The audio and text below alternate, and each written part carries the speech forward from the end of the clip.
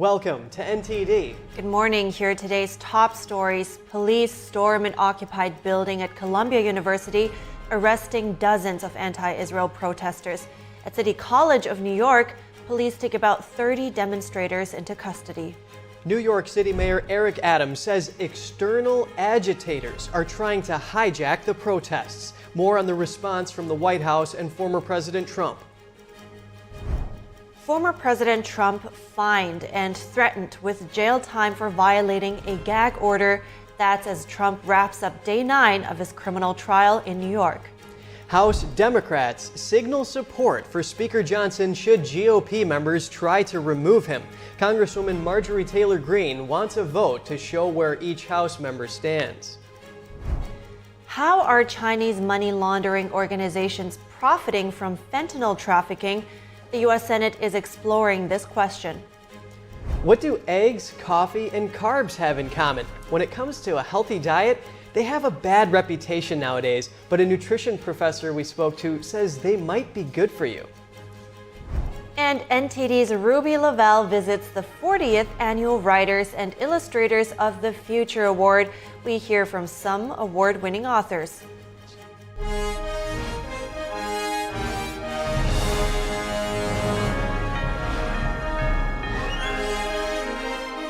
This is NTD Good Morning. Live from our global headquarters, here are Evelyn Lee and Kevin Hogan. Welcome to NTD. Welcome. Today is Wednesday, May 1st. The situation in Upper Manhattan was pretty unruly last night. The NYPD used some heavy equipment to get into Hamilton Hall at Columbia, including the Jaws of Life and a SWAT ramp mounted on an armored vehicle. Right, and at City College, you actually saw pro-Palestine protesters using flares. So this is topping our news this morning. New York City police arrested dozens of anti-Israel demonstrators at Columbia University and City College last night. NTD's Daniel Monahan has more on the events during which police also removed the Columbia protest encampment. Hundreds of police, some in riot gear, arrived at the Columbia University campus shortly before 9 p.m. They entered the Hamilton Hall academic building through a second-story window, climbing on a ladder truck. Protesters broke into and occupied the building earlier in the day, smashing windows and glass. Inside, police said there were about 30 or 40 protesters who were taken into custody. Dozens more have been arrested for protesting the police response. Here, police officers disperse a group of anti-Israel protesters outside Hamilton Hall. Columbia University officials earlier on Tuesday threatened academic expulsion of the students who seized the hall. Anti-Israel protesters wrapped in the Palestinian keffiyeh mocked NYPD officers by comparing them to the KKK, then demanded the release of students. Here, a masked demonstrator pulls down barriers, frustrating officers.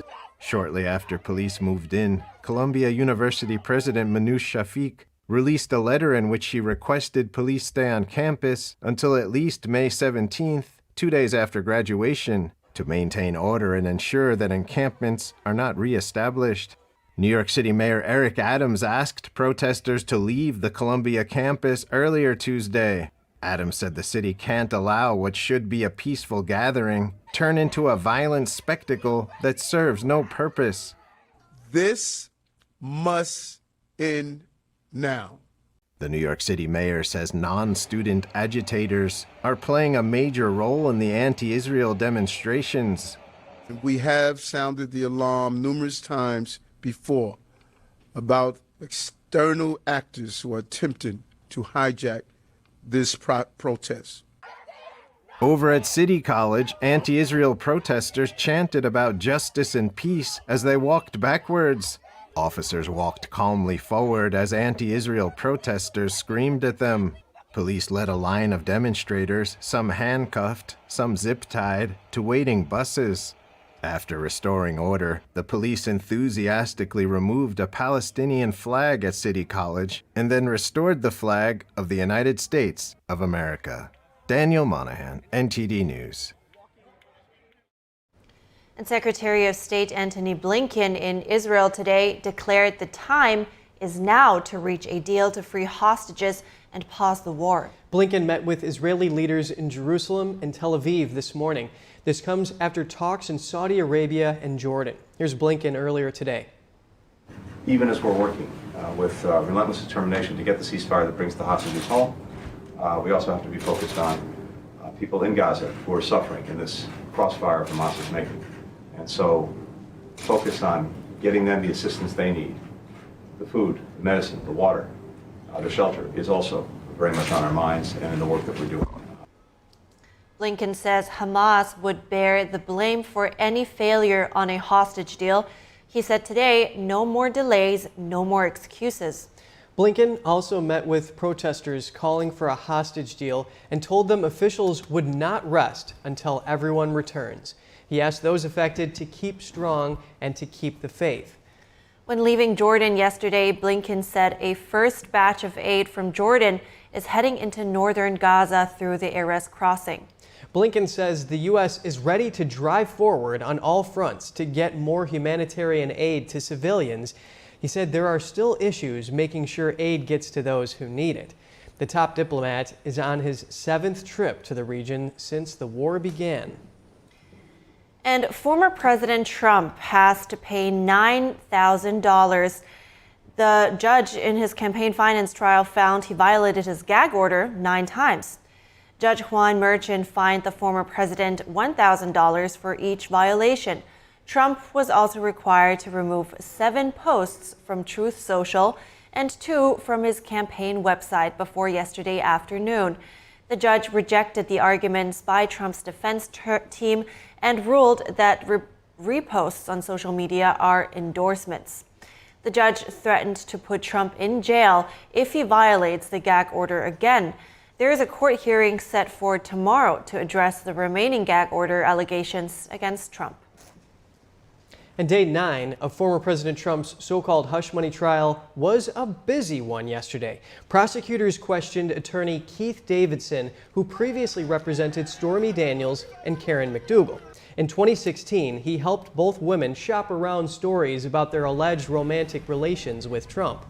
Davidson described the $130,000 deal he made with then Trump attorney Michael Cohen to buy Daniels' story. Prosecutors also questioned C-SPAN archive director Robert Browning. That testimony was a vehicle to enter several C-SPAN videos into evidence. 2 clips showed Trump denying allegations from women who accused him of sexual assault after the Access Hollywood tape was released.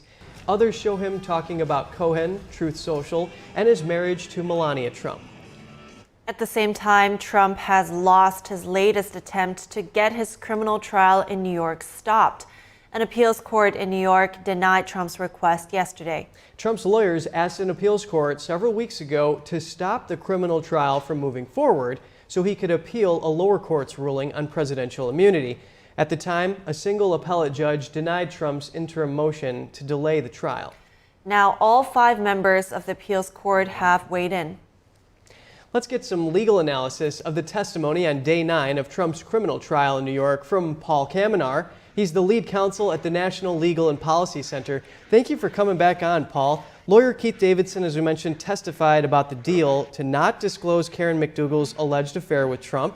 Does that testimony bring any evidence to support the claim that Trump falsified business records? Yeah, thank you for having me. I'm coming to you here from Stockholm, Sweden, but glad to be here. Yeah, that testimony yesterday does not prove that Trump falsified any business records. It doesn't prove anything because the whole premise of this whole case is that any money that was paid to either Stormy Daniels or Karen McDougal were campaign contributions. Now, Trump can give as much money as he wants to his own campaign. Now, National Enquirer may have a problem, but they entered into a non-prosecution agreement of making maybe a contribution. But no, this has nothing to do with Trump or the business records at all.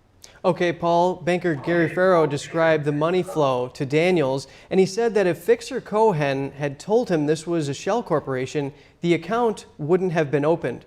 What does that have to do with Trump? It has nothing to do with Trump. Again, it's between Cohen and the other party in terms of setting up the account. a lot of accounts are set up as LLCs for non-disclosure purposes. That's perfectly legal. But if he didn't want to continue with the transactions he thought he didn't like to do, shell corporation, that's his business. But again, there's nothing illegal about any of this. Did any of this testimony here provide any support to DA Bragg's claim? No, I don't. I mean, again, this is all of a sideshow where Bragg is trying to show that these business records were falsified. They haven't shown that, A, Trump was involved in making these entries in the business record, but B, he has to connect it to a campaign contribution. But again, the whole thing is ridiculous because under election laws, Trump can give as much as he wants to his campaign, either actual money or in-kind contributions, whether it's computers or software, or if there was a payment that he felt helped his campaign. But he's saying this wasn't even a campaign contribution to begin with. So on two levels, this case doesn't have any merit for Alvin Bragg.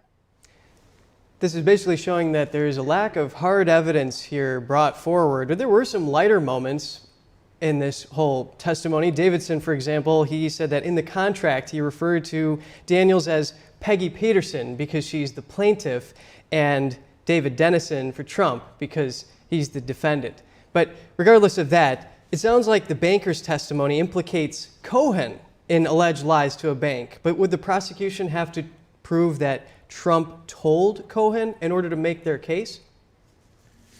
Well, yeah, but if Cohen's lying to the bank, that's a different, separate federal offense, perhaps, of Cohen. But they're not charging either Cohen or Trump with making false statements to a bank. So the whole thing is spinning out of control here. It's all of a sideshow. At the end of the day, even if Trump is convicted, this should be reversed on appeal. Well, thank you so much for weighing in this morning. Paul Kamenar, the lead counsel at the National Legal and Policy Center. Thank you. House Democrats leaders say they have Speaker Mike Johnson's back if his GOP colleagues try to remove him as Speaker. Congresswoman Marjorie Taylor Greene says she'll move forward with an attempt to oust Johnson. She called a 9 a.m. press conference today at the Capitol. Greene says she wants transparency and a vote to show Americans where each House member stands. NTD's Jeremy Sandberg has more on Johnson's support from Democrats and some reactions.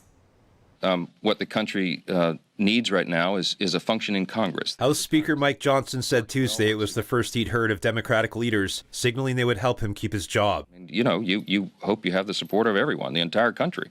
But you know, like I said, I've got to do my job and continue to keep my head down. This is a very serious time for the country. We're not playing games here. The world is on fire. Johnson has come under fire from some Republicans for his role in passing the $95 billion emergency spending bill. We need to be doing the job that the framers intended for Congress to play, and that's what I'm about. I'll continue to pursue that every day, and you know, we'll keep the wheels of government functioning. A small number of GOP members could oust Johnson as Speaker if Democrats voted with them. Minority Leader Hakeem Jeffries and other Democratic leaders say after finishing work on the National Security Supplemental, they won't just let that happen. None of the discussion that we had in caucus was about saving Mike Johnson. The underlying motion to vacate was not discussed. The motion to table was. House Democratic Caucus Chair Pete Aguilar says leaders are not asking anyone to take a position opposed to their values. Each member is going to vote their district and their conscience guided by the Constitution. Congressman Aguilar says many are leaning to set aside any move by Greene to take away Johnson's gavel. We want to turn the page. We don't want to turn the clock back and let Marjorie Taylor Greene dictate the schedule and the calendar of what's ahead. Congresswoman Greene filed a motion to vacate with the House clerk last month. The resolution would remove Johnson if approved by the House. The Congresswoman on Tuesday reacted on X, saying Johnson should resign and switch parties. Greene wrote she wants transparency and Congress to go on the record to show where they stand. She said she would give the Uniparty their coming out party and set a press conference at 9 a.m. Wednesday. Jeremy Sandberg, NTD News. A new push to boost critical infrastructure protections. President Biden yesterday signed a new memo to replace an Obama-era policy. This comes at a time of increasing fears of cyber threats from China. The new directive empowers the Department of Homeland Security to oversee efforts to secure infrastructure and submit regular risk management plans. It also directs the intelligence community to collect and share information with government departments in the private sector, as well as urging minimum security requirements across all critical sectors. Officials say the security of infrastructure like energy, transport, and even water and sewage are under imminent threat from adversaries. Earlier this year, the FBI and other agencies said a group of Chinese hackers targeting infrastructure has been active for as long as half a decade. And coming up, Democrats and Republicans unite to address anti-Semitism on college campuses. The House now poised to pass a bill aimed at tackling the issue. Luis Martinez on Capitol Hill. Israeli police release a disturbing video of a terrorist attack in Old Jerusalem City. This comes as Secretary of State Antony Blinken is trying to help keep stability in the Middle East. Jason Perry has the war updates.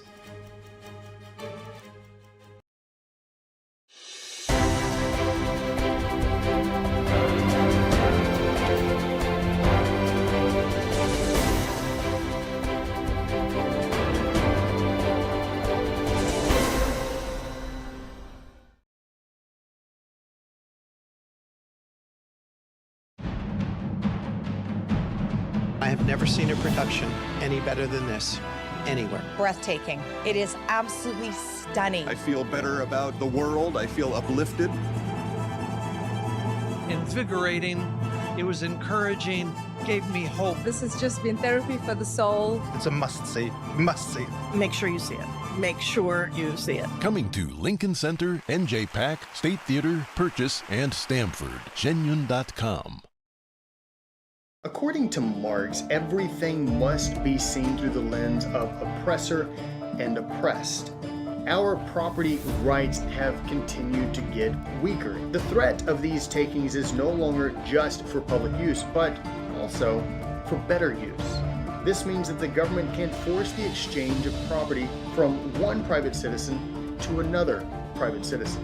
This is nowhere near the Founding Fathers' intentions. We now have a record share of Americans that have never been married, I being one of them. In fact, the median age of a first marriage has never been higher. Now you may be thinking this is only affecting single adults. Well, not exactly. According to Pew Research, 1 in 4 parents living with their child are unmarried. And let's take a look at how many children are currently living with either one parent or no parent. Is deep-sea fish oil really healthy? Due to pollution in the oceans, most fish contain heavy metal elements and radioactive substances. That's why it's so important to choose a pure source of omega-3.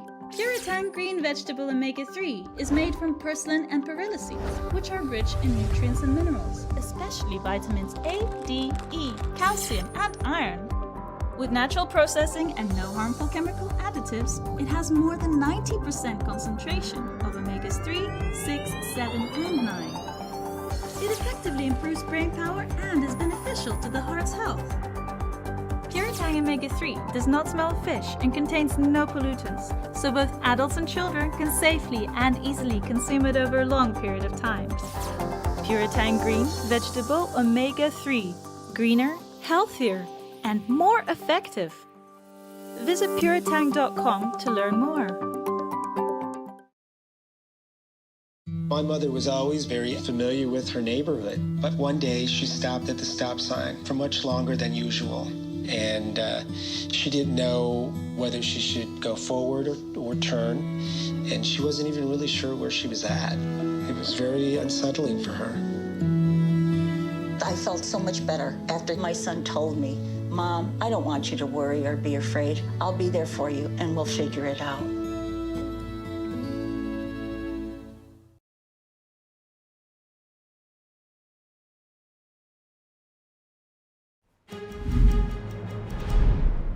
Good to have you back. Breaking now, NYPD officers had their hands full overnight moving against anti-Israel protesters at Columbia University and City College. Around 300 arrested so far, and NBC reported that more than 230 people were arrested at Columbia this morning.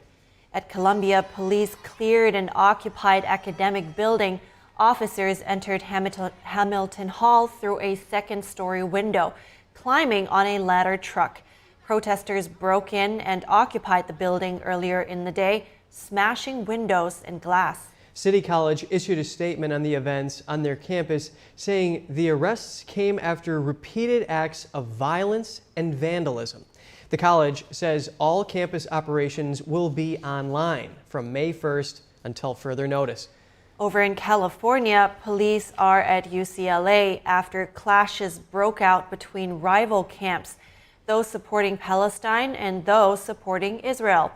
Mayor Karen Bass wrote on X that the violence unfolding at UCLA is absolutely abhorrent and inexcusable.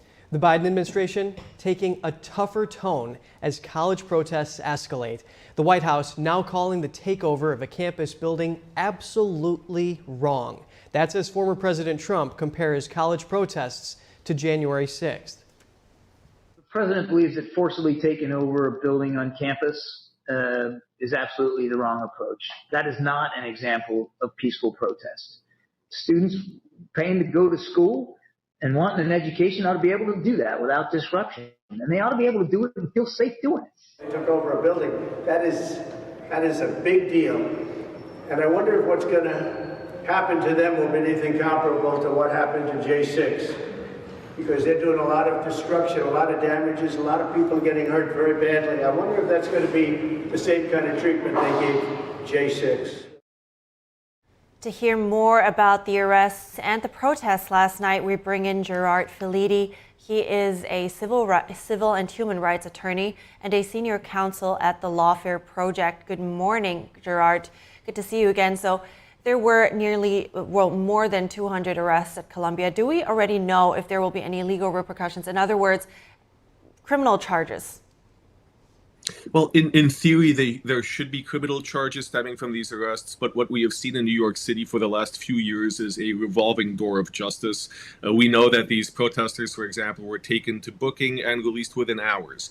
They should be charged criminally. We don't know if Alvin Bragg, the district attorney in New York, will actually do that or pursue those charges. But that's something that absolutely needs to happen because we've seen the increasing violence and it needs to be addressed in the legal system. Yeah, and on that note, let's talk about this phenomenon because it doesn't seem to be unique to this cause specifically. Why do you think protests that's supposed to start peacefully and turn violent and into, vandalism too?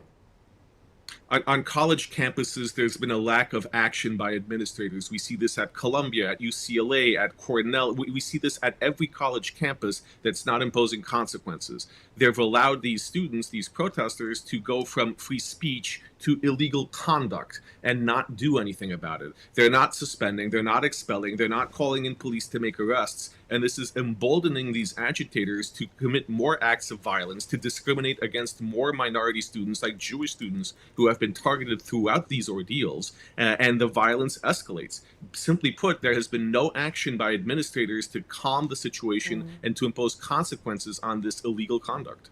And then on top of that, there is another layer where Mayor Eric Adams spoke of professional outside agitators. Are those groups known to you? What exactly is their job?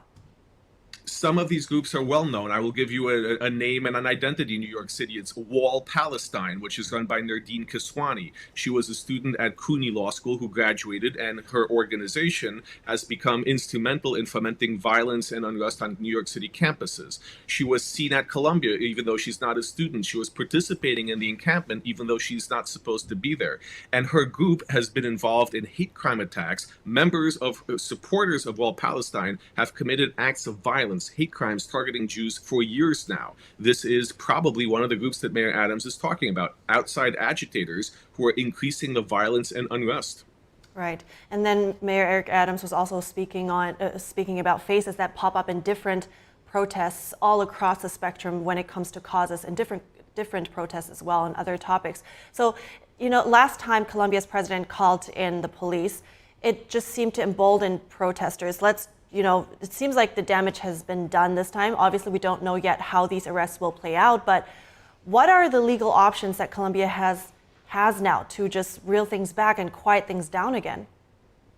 One thing that Colombia seems to be doing differently this time is they've explicitly asked NYPD to maintain a presence on campus through May 17, not just to back away and let the protesters come back. So this is an effort by Colombia to keep its campus clear of these outside and inside agitators. This is a step in the right direction. Other colleges need to do the same thing. Now, unfortunately, this is only pushing the escalating crisis out onto city streets. I've had a client that was physically attacked outside of the gates of Colombia because of what's going on inside there. So we can only expect that violence will still be present until NYPD, until authorities tamp down on it all over the city. But Colombia did make a step in the right direction by asking police to be present, and this is not a capitulation to these demonstrators. This is a step in the right direction. So tell me more about that. You just touched on how things are pushed out to the streets. How do you think this will play out in the next couple of weeks? I think this will play out a lot like what we saw with Occupy Wall Street 12 or 13 years ago, or what we saw with the BLM movement. Eventually, the New York Police Department will begin to act in concerted efforts to make arrests. We will see the court system getting more involved to the extent it can. And once you start imposing criminal consequences, once you start imprisoning people, charging them, making sure that they are not free to commit more crimes or that they have consequences, this will die down. But it will take courage and leadership by the part of Mayor Adams, by the part of New York police officials, by the part of Governor Hochul and even President Biden to make it clear that this conduct is unacceptable, un-American, illegal, and needs to stop. Understood. Thank you so much, Gerard Filiti, for your insights. Appreciate it as always. Thank you. And meanwhile, in Congress, despite party divisions, both Republicans and Democrats in the House are showing support for the Antisemitism Awareness Act. Our Washington correspondent Luis Martinez has more on this story. The Antisemitism Awareness Act cleared the House Rules Committee, and it is expected to be put to a vote on the House floor this Wednesday. Representative Mike Lawler, the Republican from New York who introduced the bill last October, believes that the legislation would easily pass the House of Representatives, but has his doubts whether it will be picked up by the Senate. Once it's passed through the House, it's really incumbent upon Chuck Schumer, the highest-ranking Jewish official in American history, to act. And, he's been noticeably silent on what is happening on college campuses across America. I spoke with Congressman Adriano Espaillat, the Democrat from New York, and he showed no hesitation in supporting a legislation that would confront anti-Semitism in U.S. campuses. I'm all against anti-Semitism. I got to take a look at the details. I've been a strong supporter of any legislation or any initiative that fights back against anti-Semitism. I also spoke with Congressman Greg Casar, the Democrat from Texas, and he was critical of some of the language in the bill, but conceded that he believes that it will pass the House floor with overwhelming support. Criticizing the actions of a government isn't anti-Semitic. We actually want to criticize anti-Semitism in and of itself, condemn actual hatred, and while also protecting people's free speech rights to criticize any government. The Anti-Semitism Awareness Act would require the Education Department to adhere to the International Holocaust Remembrance Alliance's definition of anti-Semitism when considering what is hate speech. Speaker of the House Mike Johnson went as far as to ask the President of the United States to take a moral stand when it comes to these issues. We desperately need, the country needs, clear moral authority. We need the President of the United States to speak to the issue and say this is wrong. It is also important to mention that on Tuesday, Chairman of the House Democratic Caucus, Pete Aguilar, was critical of her colleague, Representative Ilhan Omar, over comments she made suggesting that some Jewish students in U.S. campuses were pro-genocide. Reporting from Washington, D.C., Luis Eduardo Martinez, NTD News. Israeli forces continue to keep up the intensity against Hamas terrorists in the Gaza Strip, and at the same time, Israel is also facing terrorist attacks within its own borders. The Israeli police released a video showing one such incident. NTD's Jason Perry has the war update and a warning. This report contains footage that some viewers may find disturbing. Crowds gathered as sirens sounded in the old city of Jerusalem on Tuesday. As seen in this video, a Turkish citizen walking closely behind two Israeli police officers pulls out a knife and starts stabbing one of the officers from behind. The officers then wrestled the man to the ground where they shot and killed him. The Israeli police officer who was stabbed received moderate injuries and was transported to a hospital. This attack comes just a week after Palestinian men in Jerusalem used their car to ram a group of Jewish men, then attempted to shoot at them, but their gun jammed in the process. Meanwhile, the IDF is keeping up the intensity on Hamas terrorists in the Gaza Strip, reportedly striking an anti-tank missile launch post and other terror infrastructure. A resident in the Gaza Strip said he survived an apparent Israeli airstrike. My mother is unwell and wounded, and she was asleep. And then something shook the area, and as you can see, the extent of the damage that is clearly in front of you came with no warning. As of now, approximately 34,000 Palestinians have been killed since the war began, according to the Hamas-run health ministry. And of those killed, the IDF reported approximately 13,000 were Hamas terrorists, according to the Times of Israel. And just over 600 Israeli soldiers have been killed since the war began. And in another development, the United States military is helping to build a pier off the coast of the Gaza Strip to help deliver aid to the Palestinian people. And Secretary of State Antony Blinken said it should be ready to go in about a week. Jason Perry, NTD News. Coming up, a federal court blocked Louisiana's bill to redraw congressional districts along racial lines. Hear more on the judge's decision and how it could be crucial in the upcoming election. And how are Chinese money laundering organizations profiting from fentanyl trafficking?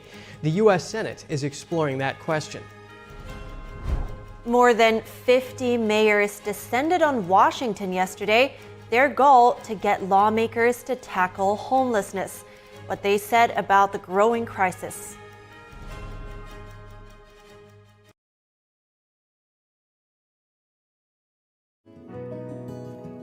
Looking for a healthy and smooth-tasting brew? Drop by Days Coffee Roasters today and explore our wide selection of specialty-grade, small-batch roasted coffee. Home to North America's first enzyme-fermented coffee, we source a wide selection of specialty-grade coffee beans from around the world, and our baristas are ready to craft your customized brew. Visit Days Coffee at 28 North Street, Middletown, New York. Come experience a brew like no other.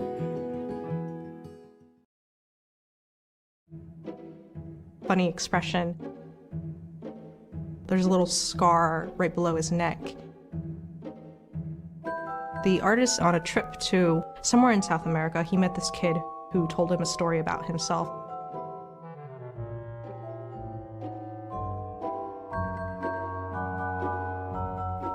The technique is really good. As you'll see, like in the foreground, there's water on his face. The texture is so realistic, but then sort of in the back, you have these washed out colors, almost a sort of fantasy feel. The whole of the picture is very balanced, and you still get that sense of harmony and warm light from it. The artist, he was really moved by the child's spirit. The child's from the slums, and so he looks around and he sees people who either get into drugs or they get into gangs, and he doesn't want that for himself. So he was telling this artist about how he's going to make a better life for himself. The immense spirit and determination that the kid had really stuck with the guy, so that's why he painted such a large portrait of the child. Many of us have been child fighters. But this little kid learned to defend himself in his own way. It's a great sacrifice that way. And so this is another form of strength, another form of endurance. We are capable of much more than we think. When they learn something new and you can just see in their faces, it's such an incredible moment. It's those moments that are my favorite.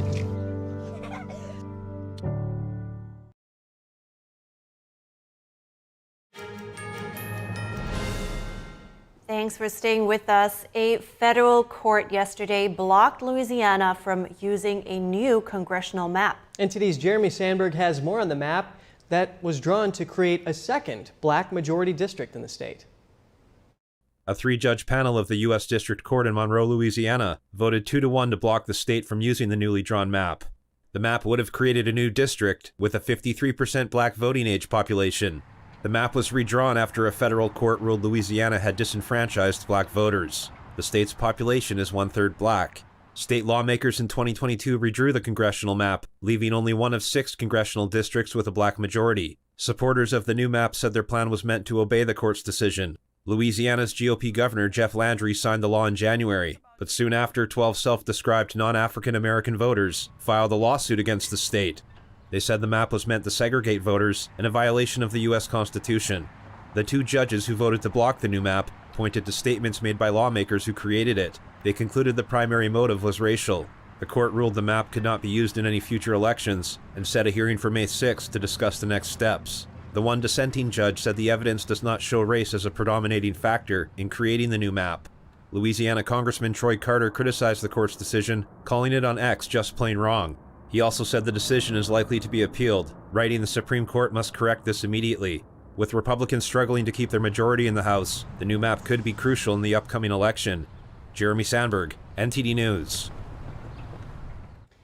The U.S. Senate is exploring how Chinese money laundering organizations are profiting from fentanyl trafficking. But is the Chinese regime involved in this business? NTD's Sam Wong has more on yesterday's hearing.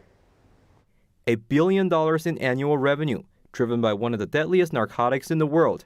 On Tuesday, the Senate Caucus on International Narcotics Control delved into China's money laundering efforts in the fentanyl supply chain.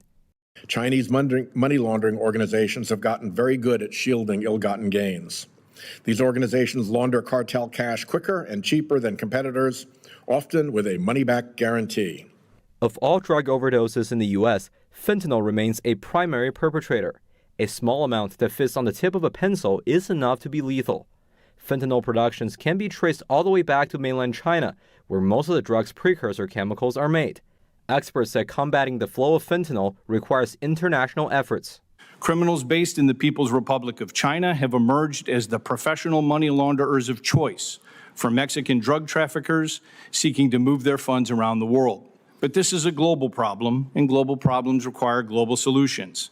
According to a recent report by the House Select Committee on the CCP, fentanyl kills an average of more than 200 Americans per day, which leads to a record drop in life expectancies across the country. The report says the Chinese Communist Party has been directly subsidizing the production and exports of fentanyl precursors through tax rebates. Through these subsidies, the Chinese government is supporting the flow of fentanyl into the United States and other countries. It doesn't matter what part of our country, which political party you're in. This is just tearing families, communities apart. As of this year, fentanyl has been front and center at several diplomatic meetings between Washington and Beijing. During a trip to China last week, Secretary of State Antony Blinken addressed the communist regime's role in supplying the synthetic opioid. And earlier this month, President Biden also raised the issue of fentanyl in a phone call with Chinese leader Xi Jinping. Sam Wang, NTD News. And mayors from more than 50 cities came together in Washington, D.C. yesterday to address rising homelessness. They called for policies to mitigate the crisis. The federal government estimates homelessness went up around 12% last year compared to the year before. The mayors gathered yesterday as part of the U.S. Conference of Mayors Task Force on Homelessness. They urged lawmakers to increase funding for housing vouchers and expand housing for veterans. Los Angeles Mayor Karen Bass said mayors are fighting to get people off the streets. She called on D.C. lawmakers to loosen regulations given the magnitude of the problem. Toledo, Ohio's mayor said homelessness is not a red state, blue state problem, but something affecting all parts of the country. He said the media has created an impression that homelessness is only an issue in California and on the East Coast. The Supreme Court is allowing Texas to enforce age verification requirements for pornographic sites. It rejected a request yesterday from the adult entertainment industry to block the requirement on First Amendment grounds. Texas state law requires any website that publishes a substantial amount of content considered harmful to minors to verify the age of users. Lawyers for the trade group challenging the law said the law violates access to free speech online because it forces adults to identify themselves before accessing adult content. The group filed an appeal to the Supreme Court and asked the court to block the law while that appeal is considered. The underlying appeal is still pending. And the Environmental Protection Agency is banning a toxic chemical that's commonly used as a paint stripper. The EPA's announcement yesterday says the chemical is known to cause cancer and other health problems. NTD's Virginia Gibson has the story. Methylene chloride is a chemical that is widely used as a paint stripper and in commercial manufacturing. A colorless liquid that emits a toxic vapor, the chemical is known to cause liver and lung cancers and other health problems, according to the EPA. The agency says 88 workers have died from exposure to methylene chloride since 1980. EPA Administrator Michael Friedhoff says the new rule bans all consumer use and allows for certain military industrial processes and for making EV batteries. One of the opponents of the ban, the American Chemistry Council, calls methylene chloride an essential compound. Liz Hitchcock, director of the advocacy group Toxic Free Future, applauds the new rule. However, she adds that her organization is worried that even with the EPA's limits, too many workers will continue to be exposed. Consumer use will be phased out within a year, and most industrial and commercial uses will be prohibited within 2 years. Virginia Gibson, NTD News. And in tech, a group of newspapers sued Microsoft and OpenAI yesterday in New York federal court. The suit accuses them of illegally using copyrighted work to train their AI systems. Coming up, what plaintiffs are asking for. And what do eggs, coffee, and carbs have in common? When it comes to a healthy diet, they have a bad reputation nowadays, but a nutrition professor we spoke to says they might be good for you.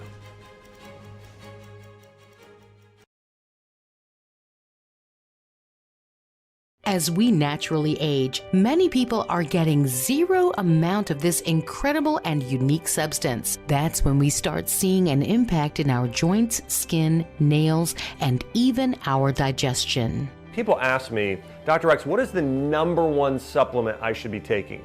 My answer is multi-collagen protein. People's reactions to me, people were like, what are you doing? What is going on? You look amazing. You have a glow about you. What makes Ancient Nutrition Multi-Collagen stand out from other brands? 10 types of collagen. It's grass-fed, pasture-raised with vitamin C and probiotics. It's proven to reduce joint discomfort rapidly, continuously, and persistently. It improves the appearance of crow's feet after 4 weeks and improves skin tone after 8 weeks. And it promotes hair thickness, growth, and a reduction in hair breakage. It has transformed everything from my hair. Like, my hair was starting to kind of just, come out, and I don't have that anymore. My skin feels amazing. Call the number on your screen and find out how to get a free bottle when you order, plus free shipping and our 30-day money-back guarantee. And as a bonus, we will include Dr. Josh Axe and Jordan Rubin's revolutionary book, Multi-Collagen Makeover, free with your order, plus free shipping and free returns. I have implicit trust in Dr. Axe because the plan worked. I'm living proof of it. This is the collagen protein that is backed by clinical studies. It's what my family uses, it's what I use, and I know you're gonna benefit in a big way as well. Love the results or get your money back. This special TV offer is not available in stores. Call the number on your screen or go online now.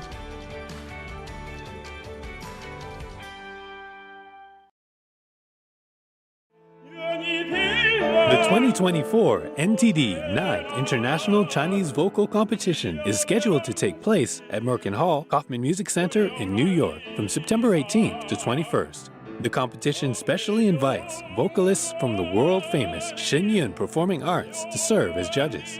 The prestigious Gold Award is $10,000. Chinese vocal artists aged 18 to 50 are welcome to register.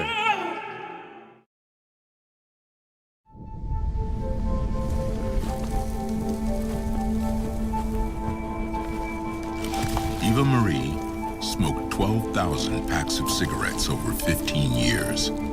She quit, and now there's a new lung cancer screening that could save her life. You stopped smoking, now start screening. No matter how much you smoked, early detection could save you. Talk to your doctor or learn more at savedbythescan.org.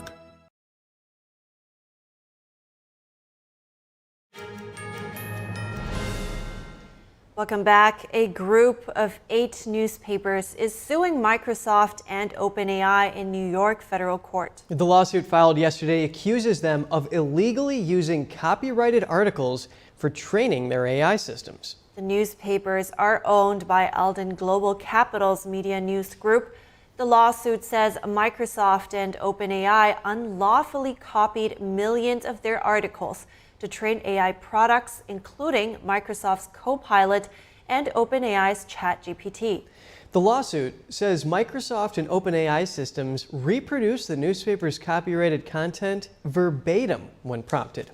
An OpenAI spokesperson said yesterday their company takes great care in their design process to support news organizations. A spokesperson for Microsoft declined to comment. The plaintiffs ask for unspecified monetary damages and an order blocking any further violations. And more in business, Walmart is closing its healthcare clinics and ending virtual healthcare services. The closures announced yesterday include all 51 U.S. clinics across 6 states. Walmart said its healthcare push was not profitable due to the challenging reimbursement environment and escalating operating costs. The company said it determined it's not a sustainable business model. Walmart targeted rural and underserved areas having a shortage of primary care providers. It may leave a gap in healthcare access, particularly for lower-income, uninsured patients who rely on the clinics. A Walmart spokesman said the stores will likely close within 30 to 90 days. All employees will be given the option to transfer to any Walmart or Sam's Club store. Walmart says it will continue operating its 4,600 pharmacies and over 3,000 optical centers across the U.S. And some foods and drinks like eggs, carbohydrates, and coffee often have bad reputations. But according to Maya Vadivelu, an associate professor within the Department of Nutrition at the University of Rhode Island, these foods can be good for you, given the proper selection and preparation. Let's learn more. Yeah, that's a great question, and one that we get a lot. So it's sort of like you said, it kind of depends on what it's paired with. The cholesterol in eggs, which people used to really worry about for increasing some of the bad fats in our blood, that contributes less than some of the things like saturated fat found maybe in the cheese or in the bacon that you might add with said eggs. But on their own, in moderate quantities, eggs do seem to be a nutrient-dense source of protein that are pretty affordable. That's great. Yeah, and according to the American Heart Association, people can eat 1 to 2 eggs every day, and they have about 6 grams of protein. So it seems like a pretty good source there. Now, is it all about how you cook your potatoes that determine whether or not they're healthy? Yeah, unfortunately, yes. So the French fried forms that most people do consume are not really in that healthy category, but a simple boiled or baked potato where you're getting all of the skin and the micronutrients found in the skin as well as the fiber can definitely be a heart-healthy source of that sounds pretty good. And so while we're on the topic of breakfast, people tend to drink a lot of coffee here in America. And is it that a couple cups a day is a cause for concern or not really? Again, I will add the caveat that it depends on how you prepare it. We don't want people adding a bunch of sugar or a bunch of cream or maybe even a lot of non-nutritive sweeteners. But coffee in and of itself, in moderate doses, is not associated adversely with health and may even have certain health benefits. So what about you? Do you have a specific diet that you've catered toward yourself to boost your, functionality and everything else? I wouldn't say I follow any dietary pattern rigidly, but I do eat a plant-based diet pattern. So I eat a lot of fruits, vegetables, whole grains, nuts, and seeds, but I also eat some, lean proteins that are animal sourced and dairy as well as eggs. That's good. Yeah, just learning from the experts here. And I've had those sunflower sprouts. Those are really good too. Something to sprinkle on there. Now, what about this keto diet? That's given carbs a bad rep. Are carbs bad, or is it just depending on how you eat them or what your body type is? Well, I wouldn't say not just how you eat them, but also the type of carbohydrate as well. So, all carbs, as you said, have gotten kind of a bad rap, but really, and, we were put out a paper as part of the American Heart Association dietary guidance. The real focus across all dietary patterns where you do see a health benefit is having higher intakes of whole grains, fruits, vegetables, and nuts, seeds, and legumes. And particularly legumes and whole grains and fruits and vegetables are all sources of carbohydrate. So those are the sort of foundation of a healthy dietary pattern, whereas the types of carbohydrates that we really want people to limit more are refined grains and things that are high in added sugars. Yeah, well, and a director at Kaiser Permanente points out that if they are the processed types of carbohydrates, then they're going to lack that fiber and also iron and B vitamins. So what are some really good whole grains that we can use to bolster our diet? Well, we can start with some of the easier ones like whole grain breads. We can also talk about, high fiber breakfast cereals that are low also in added sugar. You got to really be careful to read those labels. Brown rice and substitute for white rice, whole grain pastas, there's quinoa, there's farro, there's really, I think whole grains can be prepared really versatilely and can substitute for a lot of the refined grains in people's diets. Well, thanks for helping us get a great start to our day. Associate Professor Maya Vadivelu, thank you. Thank you. Well, I'm just relieved to know that there are some upsides to these things, especially for coffee, for instance. So that's great. Exactly. Johns Hopkins says that women can actually live longer if they drink coffee, having more resistance to coronary heart disease and stroke. Say no more. All right. Stay with us. NTD's Ruby Lavelle was at the 40th annual Writers and Illustrators of the Future event, which celebrated some of the most creative works in the genre to date. We hear from some of the authors.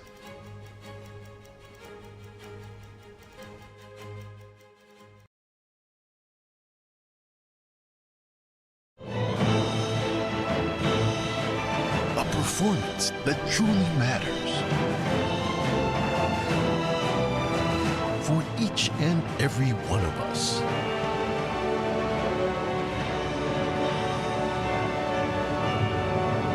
This is what you've been waiting for. Coming to Lincoln Center, NJPAC, State Theater, Purchase, and Stamford, starting March 28th. Tickets at genuine.com.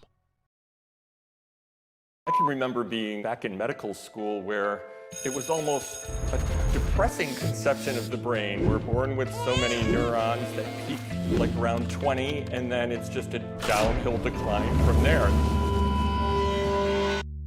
But today, we are going to debunk this old way of thinking and use a new technology called the functional MRI PET scanner to show that the brain can be rewired to function much better.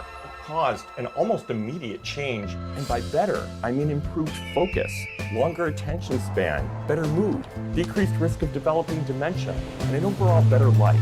So get ready to be surprised and even amazed. This is really exciting information as we explore what is possible, as we talk to thought leaders in the field. I needed to make sure I'm really that guy, okay. See the cutting edge tools they are using to assess the brain and hear from real patients about their dramatic healing process. That's good. Is deep sea fish oil really healthy? Due to pollution in the oceans, most fish contain heavy metal elements and radioactive substances. That's why it's so important to choose a pure source of omega-3. Puritang green vegetable omega-3 is made from purslane and perilla seeds, which are rich in nutrients and minerals, especially vitamins A, D, E, calcium, and iron. With natural processing and no harmful chemical additives, it has more than 90% concentration of omegas 3, 6, 7, and 9. It effectively improves brain power and is beneficial to the heart's health. Puritang omega-3 does not smell of fish and contains no pollutants, so both adults and children can safely and easily consume it over a long period of time. Puritang green vegetable omega-3, greener, healthier, and more effective. Visit puretang.com to learn more. Meet the scan, a simple procedure whose mission is to detect lung cancer early.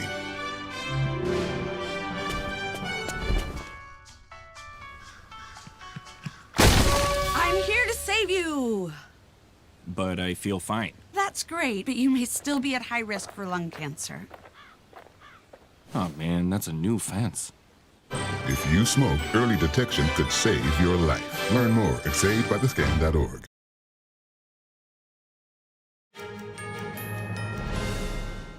Welcome back. The 40th annual Writers and Illustrators of the Future was held in Los Angeles last week. The event celebrates science fiction and fantasy storytelling and art.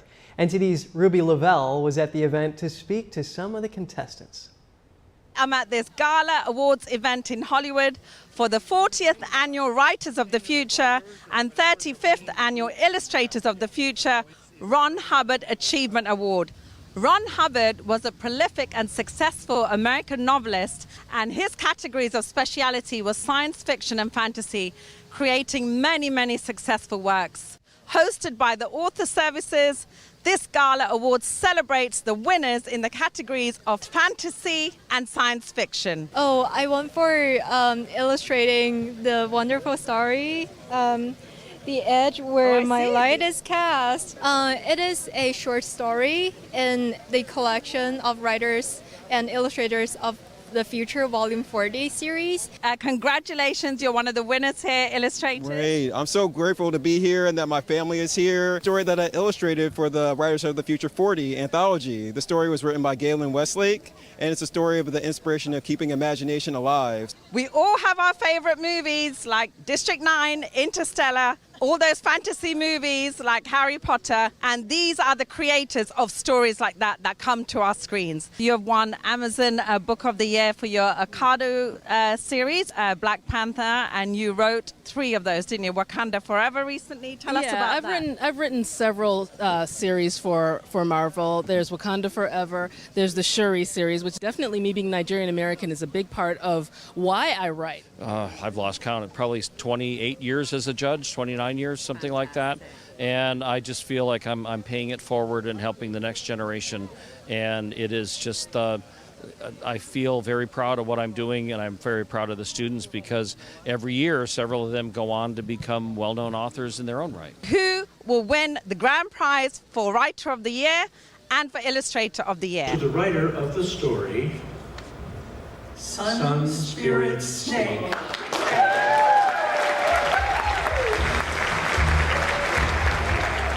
There are so many people to thank, everyone, the Author Services, all the judges, all the winners. You all deserve to be up here with me. It is Tyler Vale. I want to first start with thanking all of you and everyone watching at home. This would not be possible without you. So my story, it's a story about faith, about community and family relationships. And so Sun Spirit Snake is my love letter to African folklore, African mythology. Even though I'm not African, I just wanted to tell those people how much I love them and how wonderful their stories are. It's only been about 4 years or 5 years since I decided to be an illustrator, and I had been watching this event for the last 3 years, and this was my first time actually applying because I did not think I was good enough. Guess I'm wrong. Ruby Lovell, NTD. There's just something about a good book. Yeah. Are you a science fiction fan? Well, some of my favorite books are in the fiction category. Are Rendezvous with Rama by Arthur Clarke, and also the political science fiction 1984 by George Orwell. Oh yeah, for sure. That's an all-time favorite. But interesting to see the other things that Ron Hubbard has founded besides Scientology. Anyway, all right. Thanks for staying with us for this part. We're heading to a quick break, but we'll be right back. NTD News, the fastest growing independent news source in America, bringing you breaking news from around the world. Expert analysis, investigative reporting, and original award-winning documentaries. We're known for our uncensored China coverage you won't find anywhere else. We cover the stories that affect you and shape our world without the political noise. We report from the heart with you in mind. Watch us right here on NTD News. Welcome to NTD. Good morning. Here are today's top stories. Police storm an occupied building at Columbia University, arresting dozens of anti-Israel protesters. At City College of New York, police take about 30 anti-Israel protesters into custody. New York City Mayor Eric Adams says external agitators are trying to hijack the protests. More on the response from the White House and former President Trump. Democrats and Republicans unite to address anti-Semitism on college campuses. The House now poised to pass a bill aimed at tackling the issue. Luis Martinez on Capitol Hill. Secretary of State Antony Blinken in Israel today declares the time is now for a hostage ceasefire deal. More on the top diplomat's 7th trip to the Middle East since October 7th. Former President Trump fined and threatened with jail time for violating a gag order. That says Trump wraps up day 9 of his criminal trial in New York.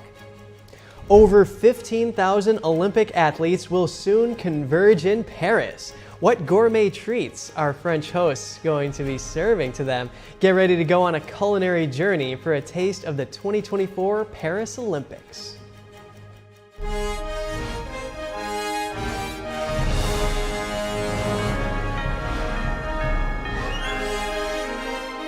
This is NTD Good Morning. Live from our global headquarters, here are Evelyn Lee and Kevin Hogan.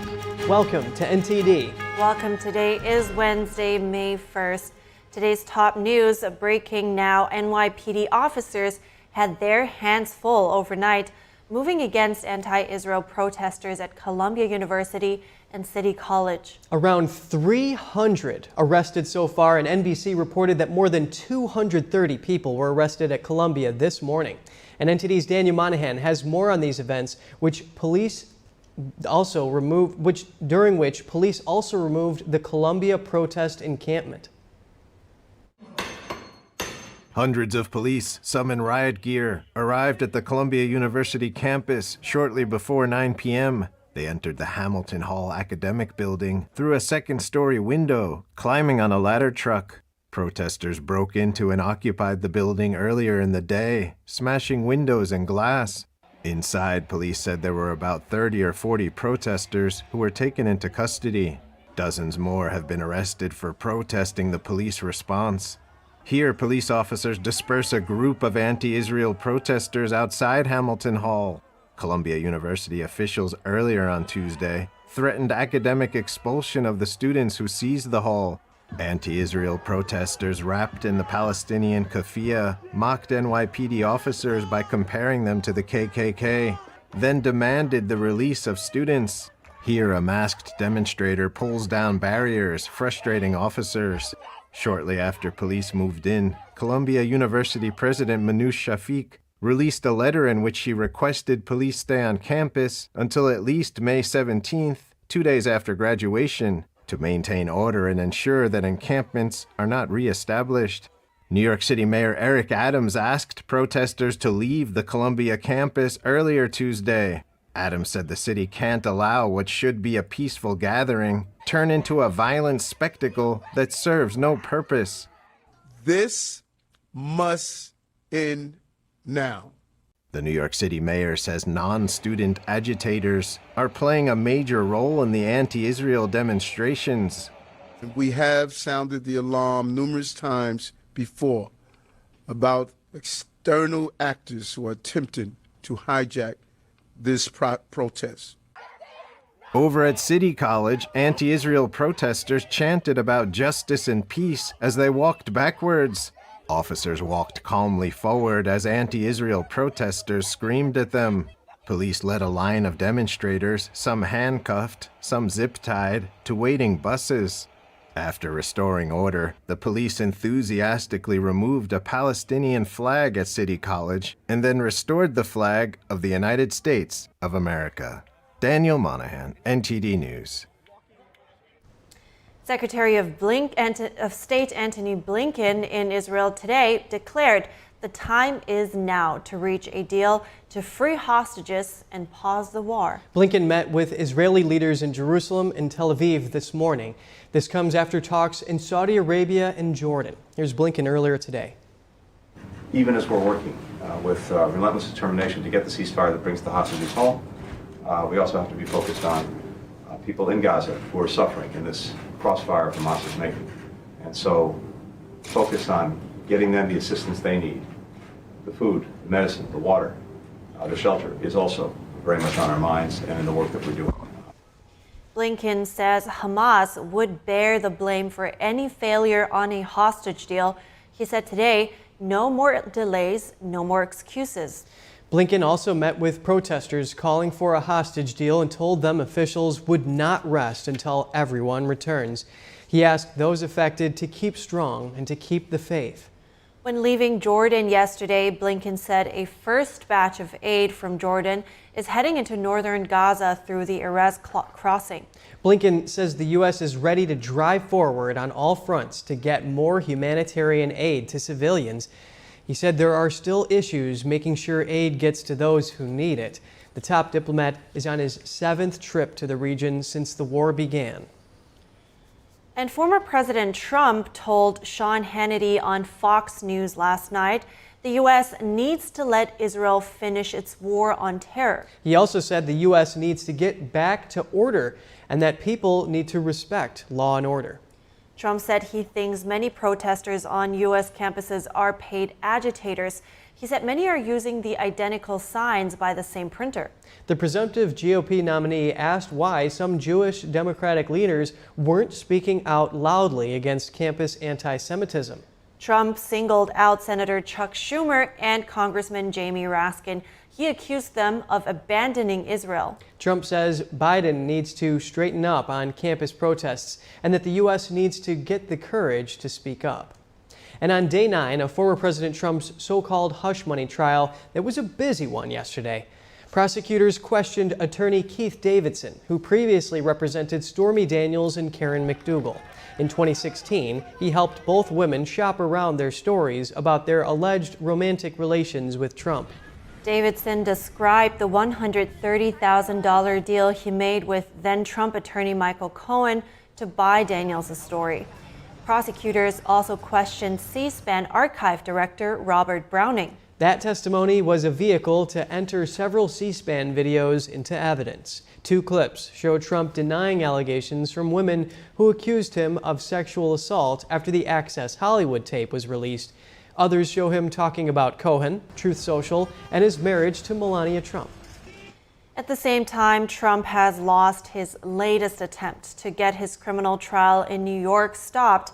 An appeals court in New York denied Trump's request yesterday. Trump's lawyers asked an appeals court several weeks ago to stop the criminal trial from moving forward so he could appeal a lower court's ruling on presidential immunity.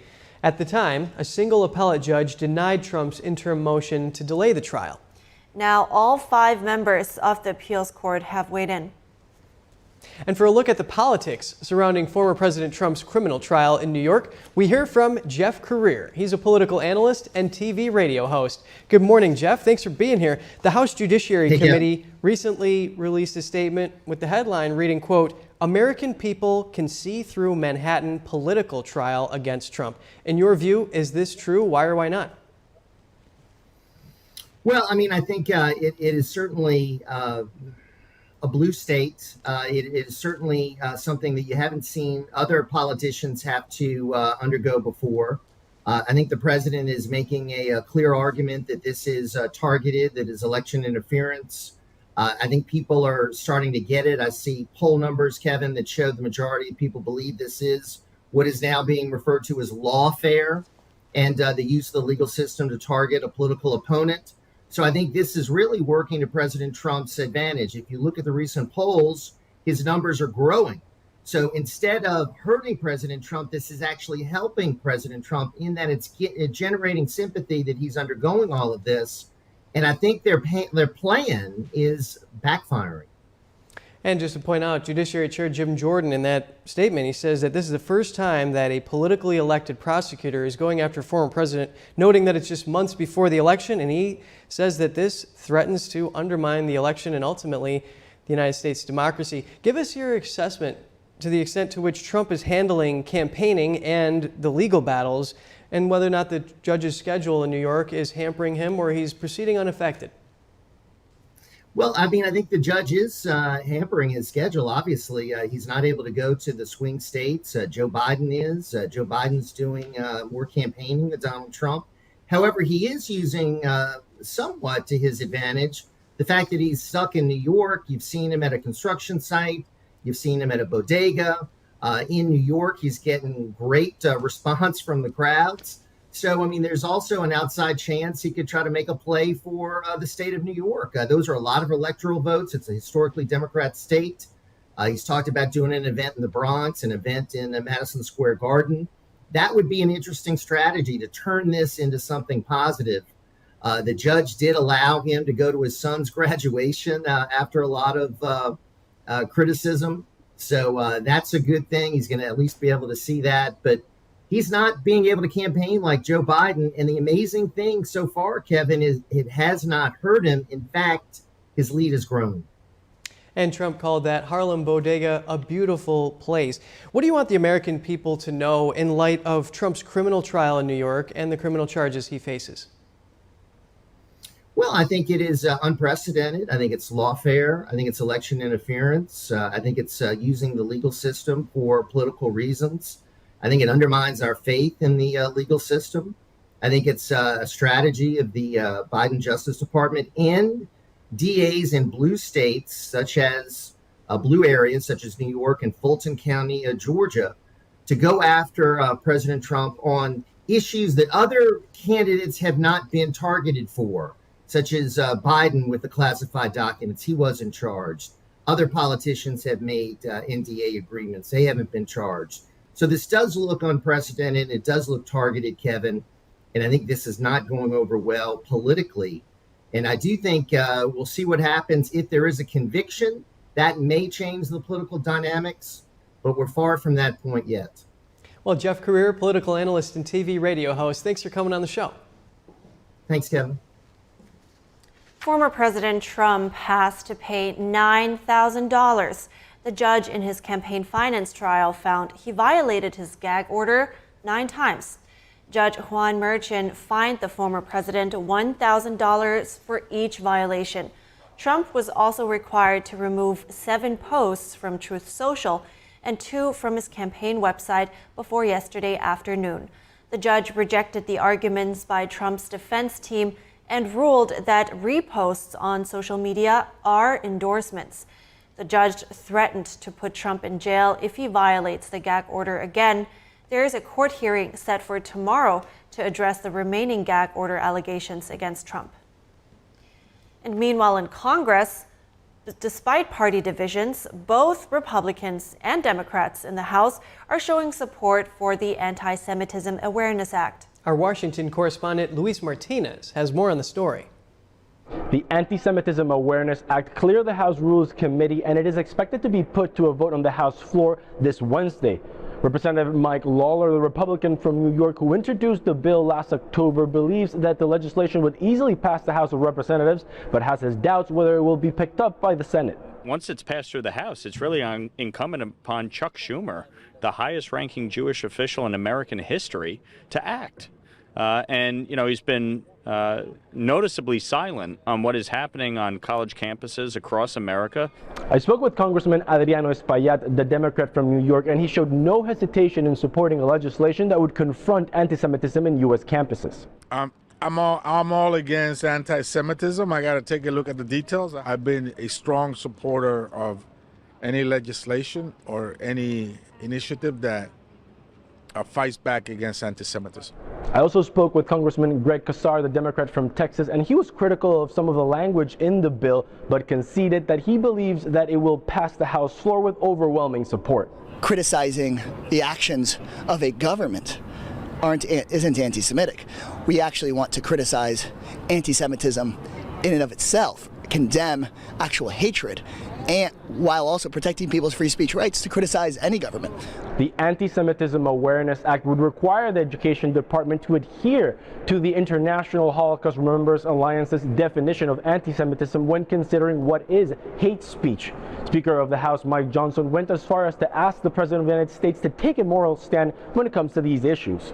We desperately need, the country needs, clear moral authority. We need the President of the United States to speak to the issue and say this is wrong. It is also important to mention that on Tuesday, Chairman of the House Democratic Caucus, Pete Aguilar, was critical of her colleague, Representative Ilhan Omar, over comments she made suggesting that some Jewish students in U.S. campuses were pro-genocide. Reporting from Washington, D.C., Luis Eduardo Martinez, NTD News. The Senate yesterday approved legislation to bar imports of Russian uranium. The bill, which was passed by the House in December, made it through the Senate with unanimous consent. The legislation would ban the imports 90 days after enactment. The bill also frees up money to build up domestic uranium processing. U.S. nuclear power plants imported around 12% of their uranium from Russia in 2022. The new bill will continue to allow some imports in case there are supply concerns for domestic reactors. Senator John Barrasso of the Senate Energy Committee said the new measure will help defund Russia's war effort and revive American uranium production. President Biden is expected to sign the uranium imports bill into law. Up next, over 15,000 Olympic athletes will soon converge in Paris. What gourmet treats are French hosts going to be serving to them? Get ready to go on a culinary journey for a taste of the 2024 Paris Olympics coming up.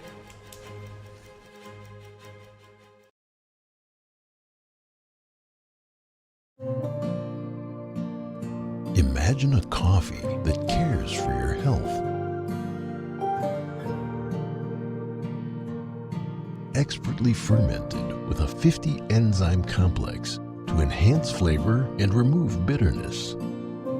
Small batch roasted to a decadent medium dark, resulting in a brew that is gentle on digestion, low acid, and up to 90% less caffeine than regular coffee.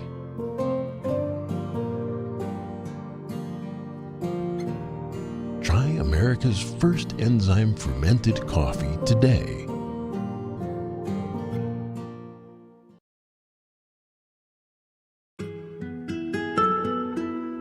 There's cultures that have been lost, but this culture hasn't been.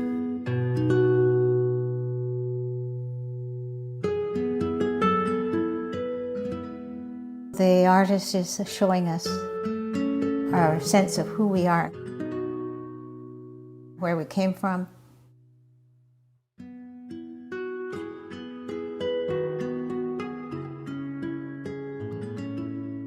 You look at his hat. His hat is knitted probably by a man because a man traditionally knitted the hats. That hat tells you the story of who this person is, what his place in the culture is, the animals around him. Everything's all contained in the messages in the hat. And the tool that he's carrying over his shoulder. This is a centuries-old tool that has been able to rework the mountains. Those traditions are invaluable, and if we don't honor those traditions, then we're rootless. The artist is showing us the value of maintaining our culture and respecting our culture.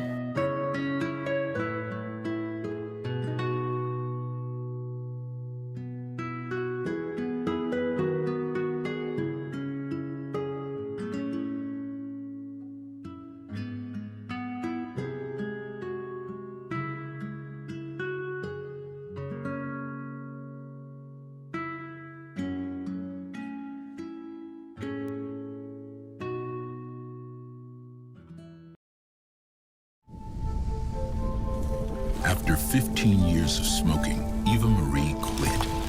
There's a new lung cancer screening that could save her life. You stopped smoking. Now start screening. Learn more at savedbythescan.org.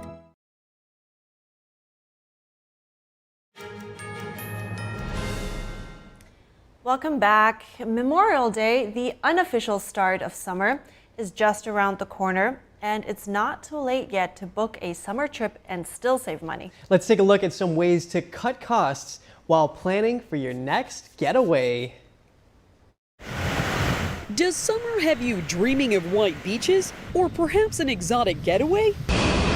There's still time to book a trip and save. This is going to be another busy summer of travel. When it comes to domestic travel, she recommends these tips. Book your trip 21 to 60 days out. Doing that can save you about 15% on average. Travel on a Tuesday. You'll find better deals. And 4th of July week is the busiest and most expensive time to travel. When it comes to international trips, Fish recommends booking 30 to 60 days out. Traveling on a Monday can help you save as well. And traveling in August instead of June can save you about $250. If you're heading to Italy, be aware of a new fee to enter Venice. Day trippers will have to pay $5.45 per person. And by the way, Fish says you can maximize your trip to Italy and other European destinations by taking lots of day trips. Europe has a lot of great train options, so you can stay in one place and take short trips to other places.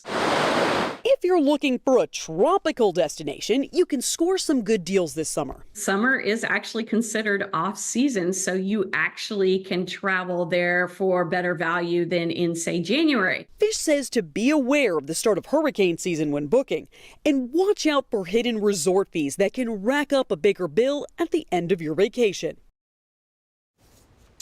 Vacation time, I can't wait, but that's good tips. Travel on a Tuesday or Monday. I knew to avoid the weekends, but that's specific. I like that. Right, yeah, it's good to know. And also Vogue points out that if you just take a road trip to the Hamptons, that could be a good Memorial Day getaway. And also you can go to the French Riviera and do some exploring. For sure, whatever, just a change of settings is always welcome, I think. And let me tell you, if you are planning to go to Europe, there are so many ways to get around. And you can, if you have the time, it can be really cheap too. So I think that's great. It'd be awesome to go to Europe. There's just so much history there. Yeah, exactly. All right, and we're moving on to a next story because preparations also in Europe are underway for the Paris Summer Olympics. Over 500 recipes have been created by several chefs. They will feed the 15,000 athletes converging on the 2024 Olympic Village. Let's take a look at some of the delicious and nutritious meals Olympians will be enjoying this summer. The Paris 2024 Olympics will soon host athletes from around the world. Each athlete has different dietary needs. This 3-star Michelin chef describes some of his contributions. I'm preparing a dish which the athletes will be able to eat with tapioca in a concentration of vegetable broth.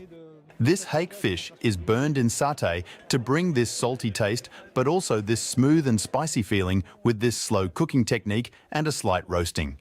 While some offerings for athletes might be tempting gourmet delights, regular menu items are equally important, especially one special ingredient necessary for most athletes' diets. They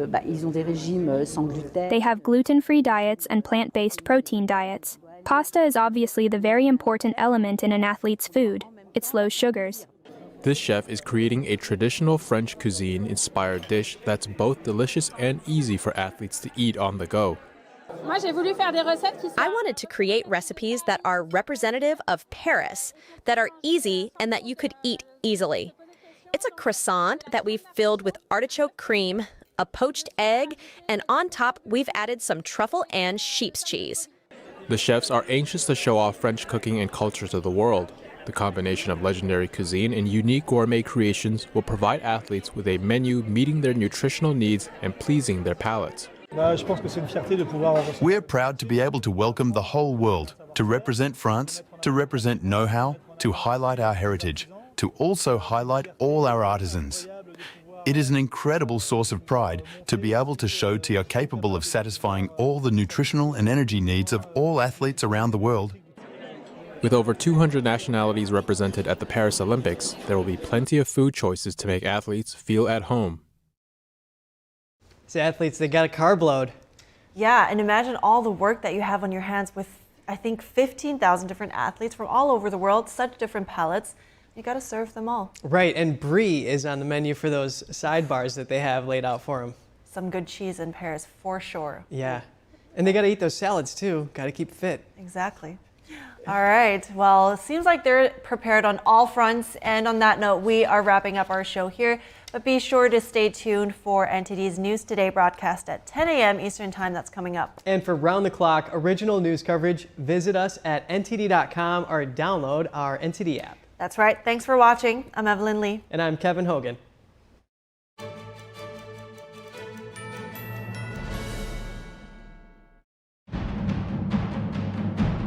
I have never seen a production any better than this anywhere. Breathtaking. It is absolutely stunning. I feel better about the world. I feel uplifted. Invigorating. It was encouraging. Gave me hope. This has just been therapy for the soul. It's a must-see. Must-see.